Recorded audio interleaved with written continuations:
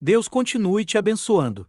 Nesta ocasião estaremos falando sobre o estudo profético que a Igreja de Jesus Cristo vem realizando ao longo dos séculos, em busca da identidade do antimessias.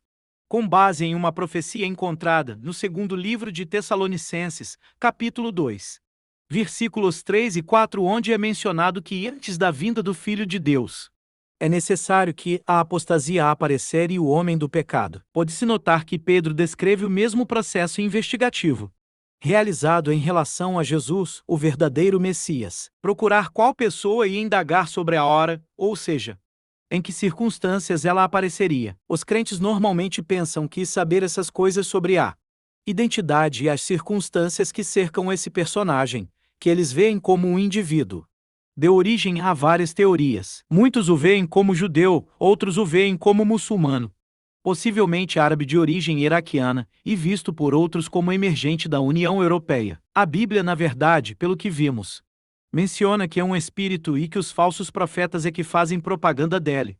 Também se refere que esses falsos profetas são vencíveis. O espírito do anticristo tem se manifestado ao longo dos séculos, a partir de diferentes posições, sacerdotal, profética e governamental, para tentar estabelecer um reino ou um governo contrário para substituir o governo de Deus. É um governo baseado em antivalores, ou seja, valores anticristãos. Portanto, podemos dizer que essa busca por uma única pessoa tem sido, em certo sentido, uma distração, porque ao longo dos séculos vimos que essa identificação do indivíduo, seguindo as profecias de Daniel, capítulo 7 e Apocalipse 13, que o mencionam como se fosse uma entidade governante, um único homem, assim o descreve. Na verdade, pode ser um sistema, porque é perceptível que transcende o tempo, mesmo tendo um começo e um fim. Curiosamente, em Daniel 7, a quarta besta reino ou governo, e em Apocalipse 13, o governo que vem do mar,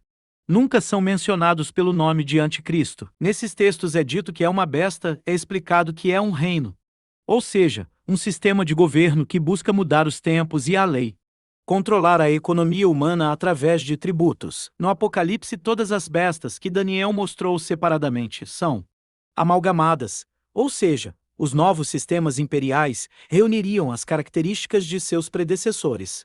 Como no caso de Roma, que levou muito das culturas conquistadas, principalmente a grega. Embora, é preciso admitir, esses dois governos que essas passagens revelam sejam anticristãos, são governos que se opõem à manifestação das leis de Deus na terra por meio de leis contrárias.